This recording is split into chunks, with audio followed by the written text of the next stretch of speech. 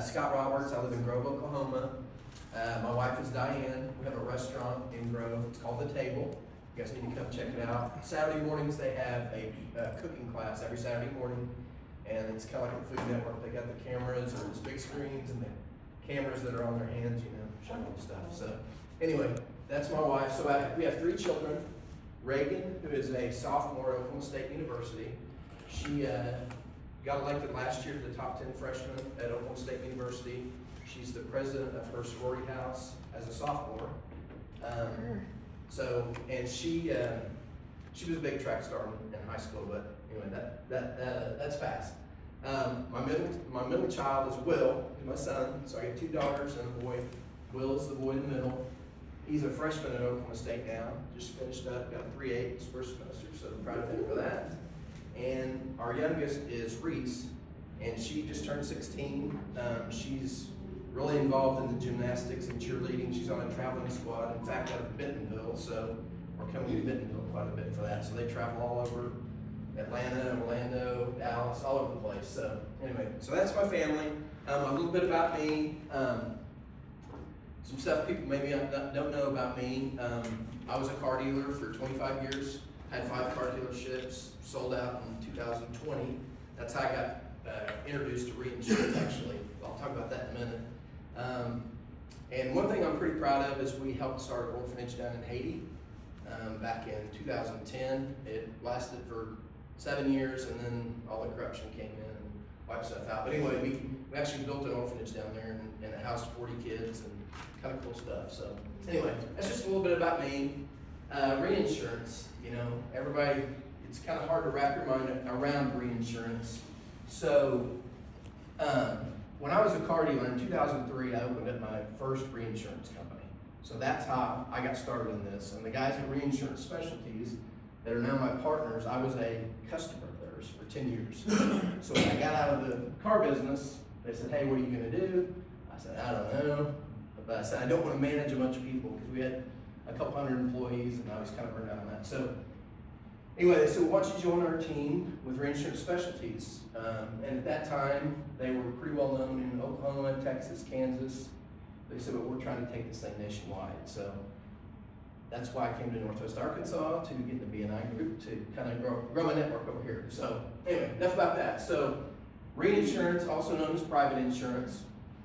So reinsurance is to manage your business risk. So as a business, you've already got all your GL policies, all that stuff. We don't touch that.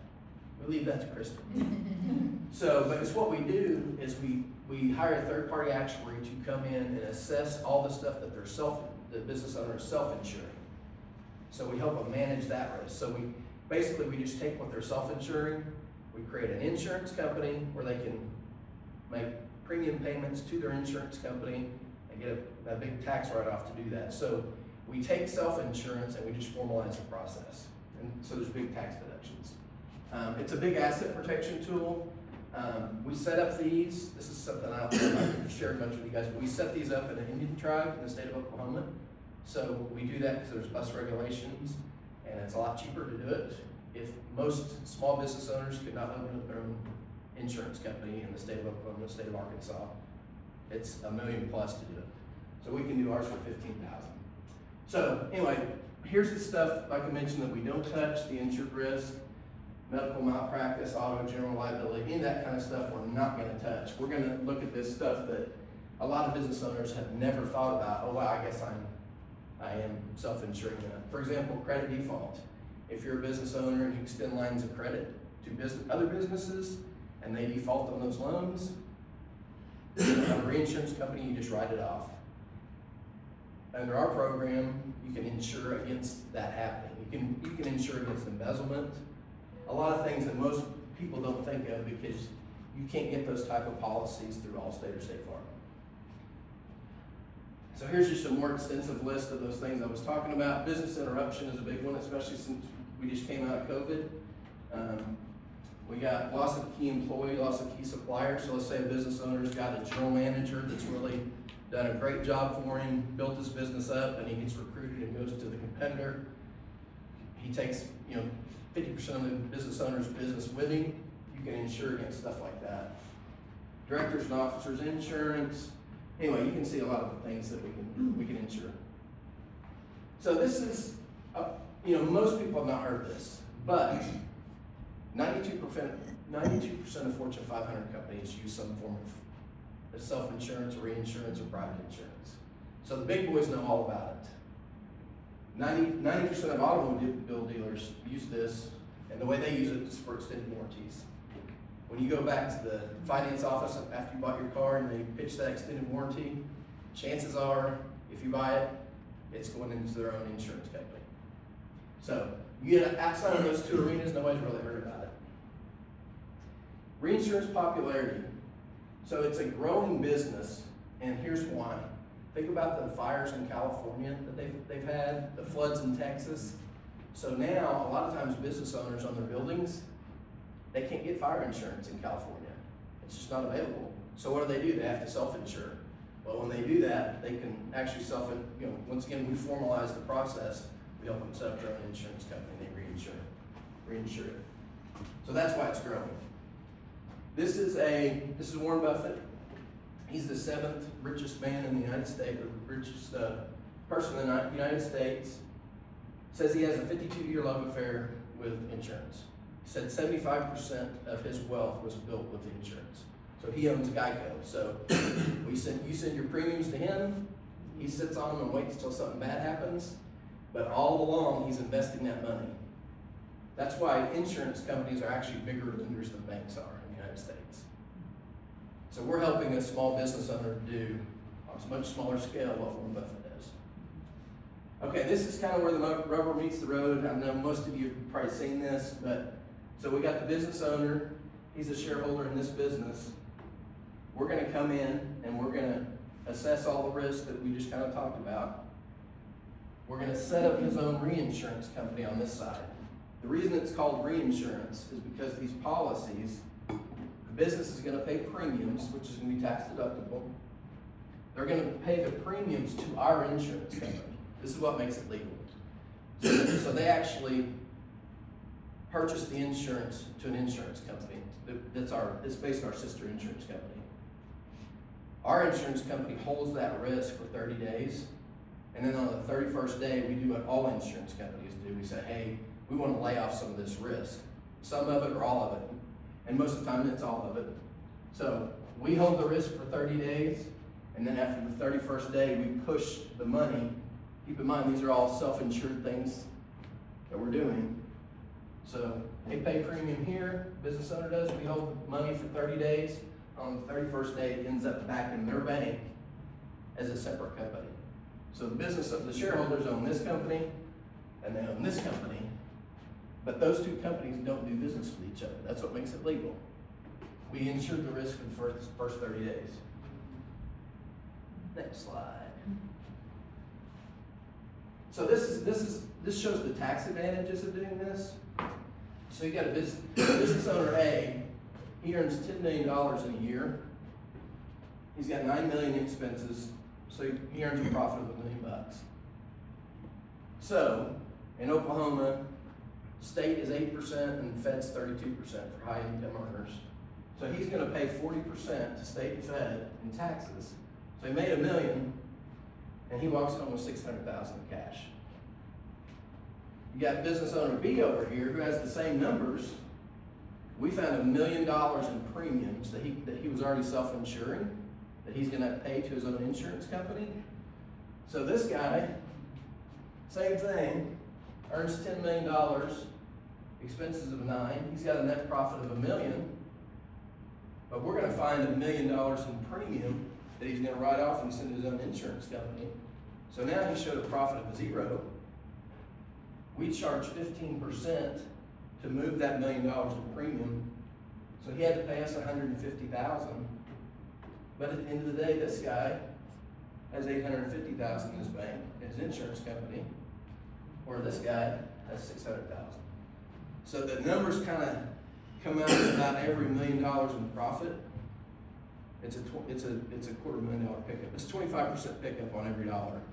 And you're using money that you would just pay to the government, state and federal. How am I doing on time? Oh, let me check. Minute 30, and then you got 3 minutes for questions, 35 Okay. minutes for questions. So this just shows what you can do once the money lands in your reinsurance company. So obviously we're gonna reserve for claims, because we're gonna have some claims. Things are gonna happen, and your insurance company is gonna reimburse your main company. We can set up revolving lines of credit.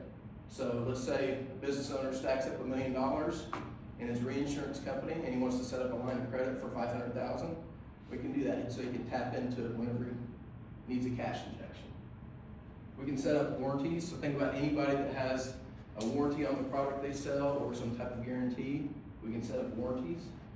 We're gonna have claims. You can invest the money. So you set up a reinsurance company with me, we get it all set up. You can invest the money for the reinsurance company with Joe. He can manage the funds in the reinsurance company, because we don't get involved in that. We let guys like Joe handle that. You can make loans. Let's say you have a HVAC business and you need to go buy 2 more trucks for next year. You can borrow the money to purchase the trucks. So your main company is going to borrow the money from your reinsurance company, make monthly payments to the reinsurance company. A lot of people use it for business expansion. You know, you've got one location, you need to add on to your building, you need to buy a second location, whatever. You can use the money to do that. And the last way, which is the least popular thing, is to take dividends out of it, because when you take dividends, then you have to pay taxes on it. So we usually don't. We use all these strategies early. We use this strategy after about 12 or 15 years. So, and really, that's the gist of it. So I'll stop there. All right. So questions? Yeah, Joe. On the diagram, as far as the shareholder or business owner, does the type of entity matter? As far as like LLC, S corp, C corp? So all do they have to insurance, restructure? yeah, all insurance companies are C corps. So the reinsurance company we set up will be a C corp. But the good thing is we get away from the double taxation of a C corp, because they're not taking the salary out of the C corp. Yeah, gotcha, okay. Yeah. Great question. Go ahead. And on the reserved claims side, as far as knowing how much is set aside, is it like looking at what their cumulative kind of outlay might be? Yeah, so And then making sure that's set aside, and any excess or surplus can be divvied out a different way? Yeah, Used for different- yeah, great question. We typically say you need to keep 25 to 30% in some form of a cash or semi-liquid funds that you can get to in like 30 days. Sure. For claims. Sure, yeah. The rest of it we can invest more aggressively, like in real estate, Okay. whatever. 25%. Yeah. Okay. So you told me this before, but I forgot. What's your, how much revenue do you like to see in a potential client for it to start paying off on? Yeah, so great question. We have, probably our smallest client is $500,000 in top line revenue. Really, about $1 million is where it starts. There's other circumstances, but most of the time over $1 million in top line revenue and under $1 billion. Because it's where what if the company gets too big and there's too many shareholders, like we can't do publicly traded companies. We can't do, well, we can do ESOPs, but when you got ownership of 100 people, it's hard to get that ownership degree to do anything. So we typically stay with the small to medium-sized business owners. And what industries are your typical clients? You know, it's all over the map, but any kind of construction's big, auto dealers are big, roofers are big, doctors are big, attorneys. I've got a cannabis grower in Oklahoma. I've got tow truck companies. I mean, it's really all over the map. Bulls. Yes. Oh, yeah. I forgot about that. Yeah. Hey. Yeah. Don't forget that. Yeah. I shouldn't have said that. No. That was, hey, it's stuck. It's stuck. It's stuck. Yes, it did. Anybody else have any questions? Not necessarily a question, but we did a one-to-one like kind of when I first joined, and I will say like this is one of my best referral partners. I feel like we can really grow together. When it comes to the insurance industry, you know, everyone is pricing deductible changes and things like this.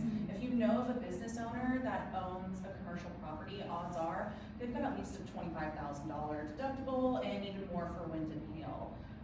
This would be a great way for them to kind of self-insure and invest invest in your own insurance company. That way they're not filing claims on their insurance, which could hurt them in the long run. So if you know anyone who's kind of struggling with, the higher end of things, off the spot. Thank you very much, yeah. Yeah, because we can insure the deductibles, so we can help them manage their traditional insurance, so, yeah, thank you.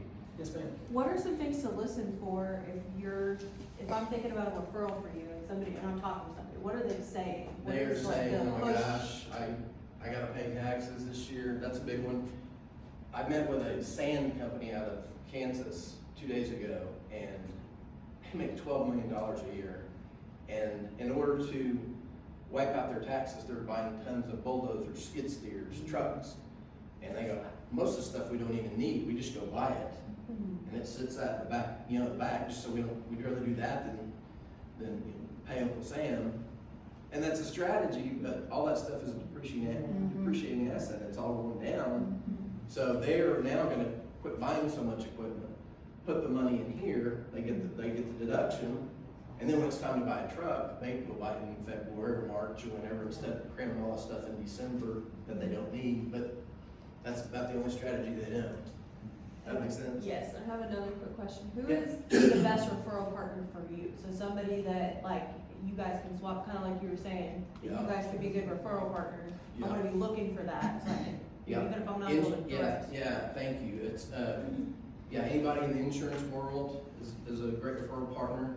Financial advisors like Joe, bankers, What about Rob too, CPAs. like bookkeepers? Yeah. Like, yeah. bookkeepers, CPAs, anybody in that, because they've already established the trust with their Yeah. client. So once we, make a connection with the CPA and he figures out our program, then it's kind of a natural no-brainer. Cool. And he recommends it. Sweet. All right, anybody else? All right, great job, Scott.